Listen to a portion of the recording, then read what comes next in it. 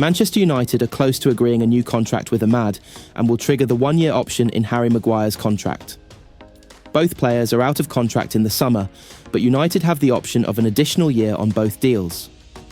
AMAD, 22, is in line for an improved contract, while Maguire's stay at the club will be extended until 2026. AMAD has emerged as United's talisman since Amorim was appointed as head coach last month and scored the winner in the Manchester derby 3 weeks ago. Amorim said last month Maguire is perfect for a back three setup and the Portuguese remains committed to playing in a 3-4-3 formation.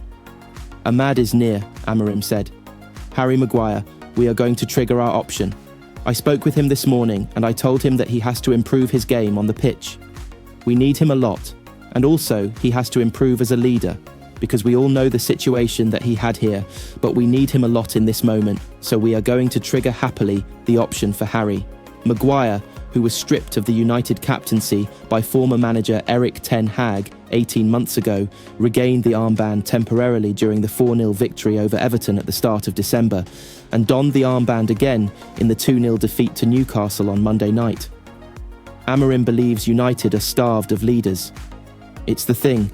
Imagine, Josh, there are moments in the career of a player that are different. Maguire coped very well with his struggles, and when you look at our team, we are starving for leaders on the pitch. He is a leader.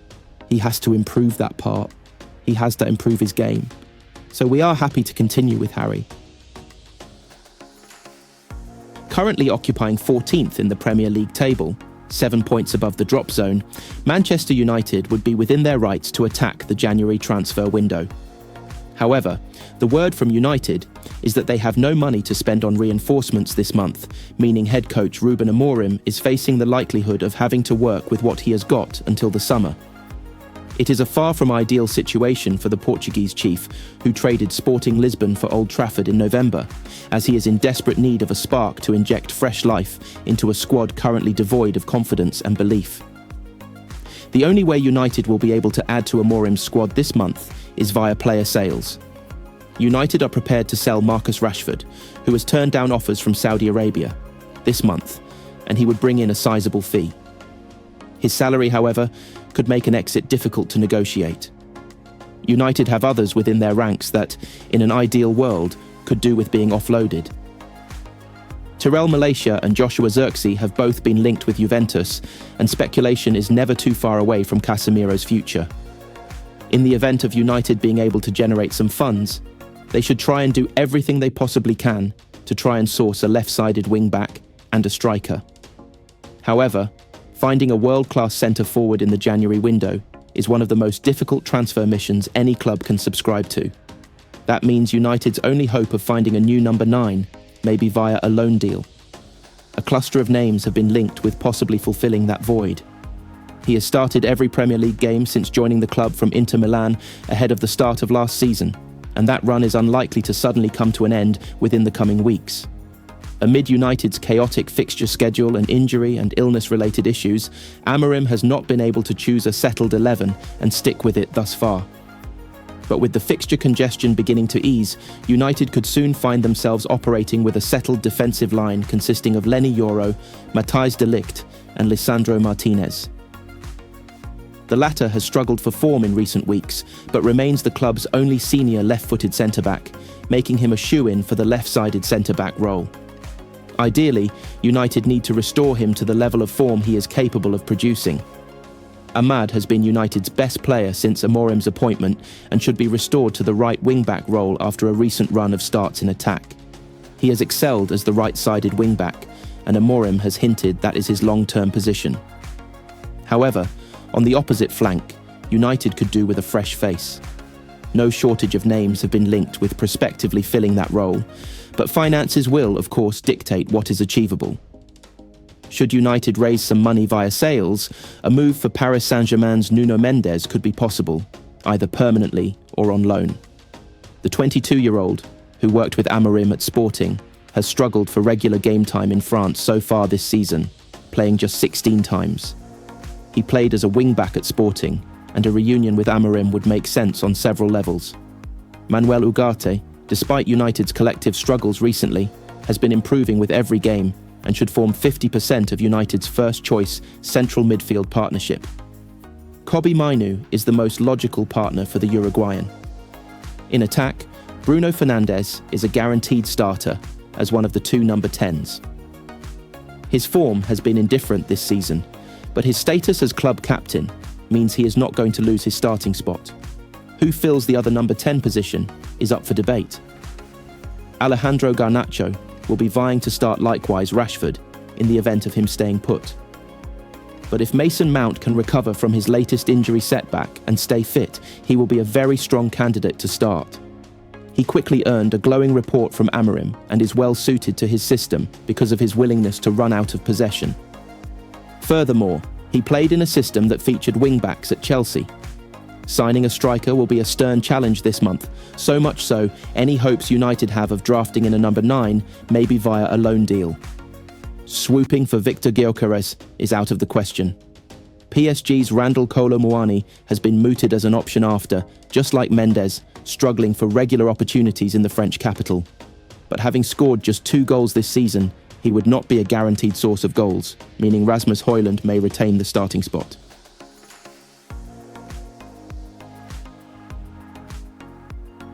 Ruben Amorim should take a leaf out of Sir Alex Ferguson's book by offloading Joshua Zirkzee in the January transfer window, according to Ben Foster.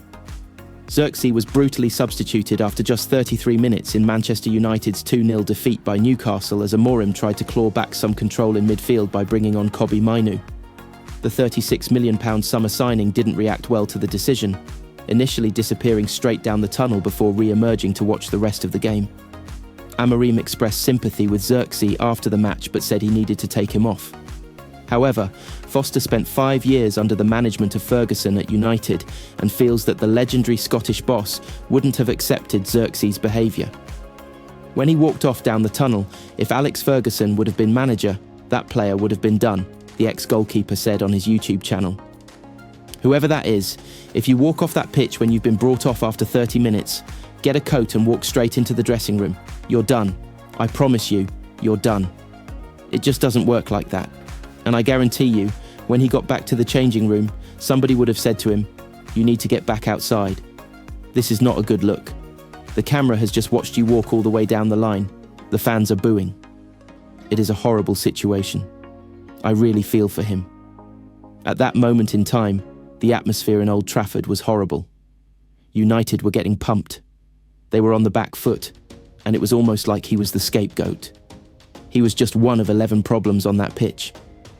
The incident further highlighted the 23-year-old's slow start at Old Trafford since his summer arrival, with just 4 goals scored in 27 appearances so far. Zirkzee has been linked with an exit from United just months after his arrival from Bologna, with Italian sides Juventus and Napoli said to be interested in his signature. A reunion with his former Bologna coach Thiago Motta at Juve has been mooted, and sporting director Cristiano Giuntoli didn't exactly rule out that possibility, stating Zirkzee. "It's not appropriate to mention names, but we are keeping an eye on any interesting opportunities, and we will move to strengthen the defence. However, United are very unlikely to sanction such a swift exit for Zirkzee, with Marcus Rashford the forward, who has been earmarked to depart this month instead. Josh is a really good lad," Amorim said after the Newcastle loss. "We will support him and keep going."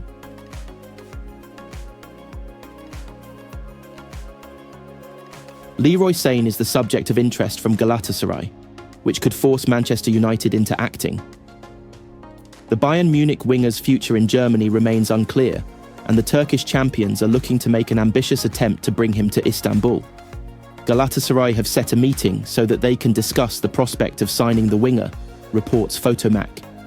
United themselves have been linked with the 28-year-old, who has previously played at nearby Manchester City, where he won 2 Premier League titles. Ruben Amorim is looking to improve his squad in nearly every department, and Sane could add some much-needed attacking flair down the flanks. In every season he's been at Bayern, he's hit double figures for goals, and his pace would be a huge asset, particularly in a 3-4-3. The Old Trafford outfit are working with limited funds, which could hamper their January business, but Sane's contract is winding down, which could allow clubs to sign him on the cheap with the German, by no means a regular starter. Sane claims has had very good and trusting talks with Vincent Kompany and several of the leading lights at the club, including sporting director Christoph Freund. He told Bild, "That's why my thoughts are really only with Bayern at the moment. We'll see about everything else in the next week and months. I feel good at the club and in the dressing room. What counts for me is that I'm an important part of Bayern's plans, and I want to confirm that role." Some reports claim the ex-City man would have to take a pay cut if he wants to remain at the Allianz Arena, but Sane insists money is not his immediate priority, and he instead wants to focus on other things, including the potential to win the Champions League. "Generally speaking, how much I earn is not my first priority. To be honest, I haven't thought about it," he said. "It's about the whole package. What is my position? How does the club see me? What is the playing philosophy? Can we achieve something big like winning the Champions League together? Those are the things that are most important to me."